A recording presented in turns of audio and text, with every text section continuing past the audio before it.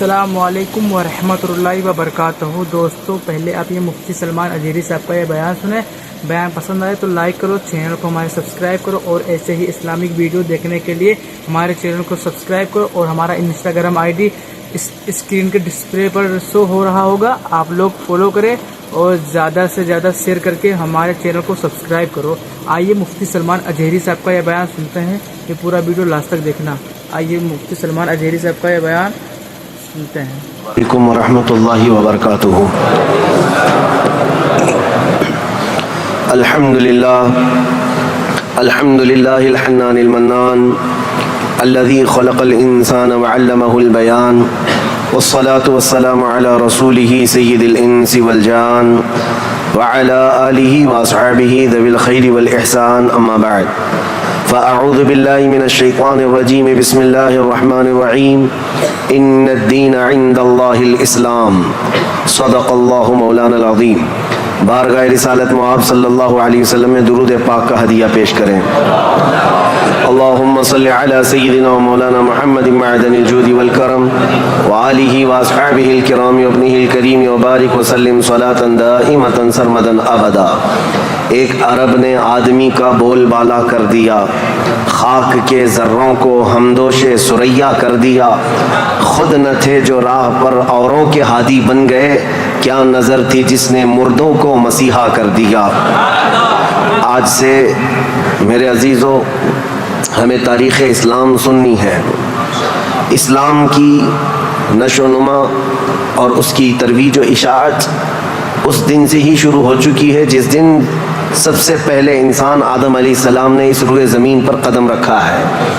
لیکن آج کے دور میں ہم اسلام نام سے جس دین کو جانتے اور پہچانتے ہیں وہ میرے آقا صلی اللہ تعالیٰ علیہ وسلم کی شریعت طاہرہ ہے۔ اسلام کی تاریخ سننے سے پہلے ہمیں تھوڑا پیچھے کے تمام حالات بھی جاننا ضروری ہے، کیونکہ اسلام کی ترویج و اشاعت اور اس کی تبلیغ کے لیے جو زمین منتخب کیا اللہ رب العزت نے، وہ عرب کی زمین ہے۔ عرب دنیا کے جغرافیہ میں کیا حیثیت رکھتا ہے، اس کی سچویشن جو ہے وہ کتنی امپورٹنٹ ہے، وہ سمجھنا ضروری ہے۔ تو سنگلاخ زمین ہے، صحرا، پانی کی قلت، یہ تمام چیزیں عرب میں موجود ہیں، لیکن اسلام کی ترویج و اشاعت کے لیے اس زمین کو منتخب کیا گیا ہے۔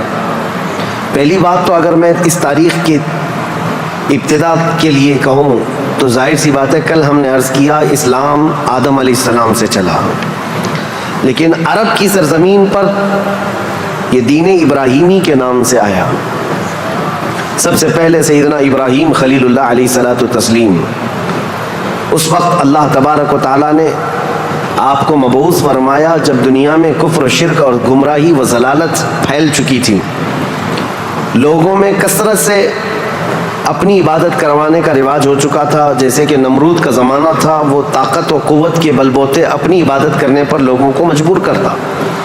اس دور میں سیدنا ابراہیم علیہ السلام تشریف لائے عراق، بابل کے شہر میں، عراق کا ایک شہر بابل میں، اور وہاں سے آپ نے نور ہدایت کو منور کیا، ایک خدائے واحد کی عبادت کی طرف لوگوں کو بلایا۔ آپ کی آبادی دشمن ہوئی، خاندان دشمن ہوا، بادشاہ دشمن ہوا، بدلے میں آپ کو آگ میں جھونک دیا گیا۔ آپ وہاں سے نکل کر مصر چلے گئے۔ مصر کی سرزمین کو آپ نے اپنا جائے قیام بنایا، وہیں پر رہنے لگے۔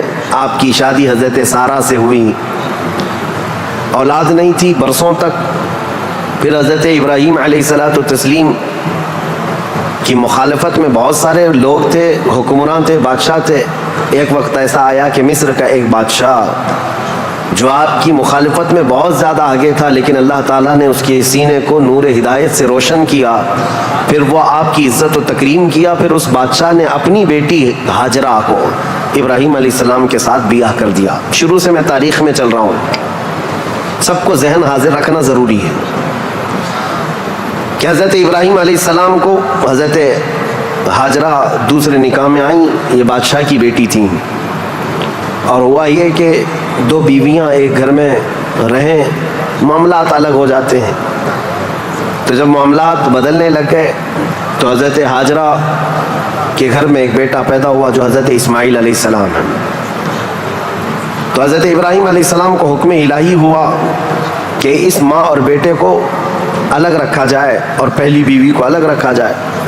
تو ابراہیم علیہ السلام حضرت سارہ کو مصر میں ہی چھوڑ دیے اور حضرت حاجرہ اور حضرت اسماعیل علیہ السلام کو لے کر عرب کی سرزمین میں داخل ہوئے. یہاں سے عرب کی تاریخ شروع ہوتی ہے. عرب کی سرزمین کو آباد کرنے والے پہلے انسان ابراہیم علیہ السلام ہیں. عرب میں بھی ساری زمین کا انتخاب نہیں. عرب کا جو مرکزی علاقہ تھا وہ مکہ مکرمہ تھا. مکہ مکرمہ اور خانہ کعبہ جو آج جہاں پر ہے وہ دنیا کے مرکز میں واقع ہے, سینٹر میں واقع ہے. ابراہیم علیہ السلام وہاں تشریف لائے. اس وقت کوئی آبادی نہیں تھی, کسی کا گھر نہیں تھا, کوئی مکان نہیں. خانہ کعبہ پرانی شکل میں جو فرشتوں کا بنایا ہوا, آدم علیہ السلام کا بنایا ہوا, نوح علیہ السلام کا بنایا ہوا مٹی کی شکل میں موجود تھا. ابراہیم علیہ السلام وہاں پر اپنی بیوی اور اپنے بیٹے کو ایک چھوٹا سا گھر بنا کر دے دیتے ہیں, بغیر چھت کا مکان تھا. پھر اس کے بعد وہ وہاں سے چلے گئے, پھر دوبارہ آتے رہے جاتے رہے. اسماعیل علیہ السلام کی عمر جب سن بلوغت کو پہنچی تو ابراہیم علیہ السلام کو حکم ہوا کہ اس خانہ کعبہ کی تعمیر کی جائے. تو ابراہیم علیہ السلام نے اپنے بیٹے حضرت اسماعیل علیہ السلام کی ساتھ مل کر کے خانہ کعبہ کی تعمیر کی. آپ کو بانی کعبہ بھی کہا جاتا ہے.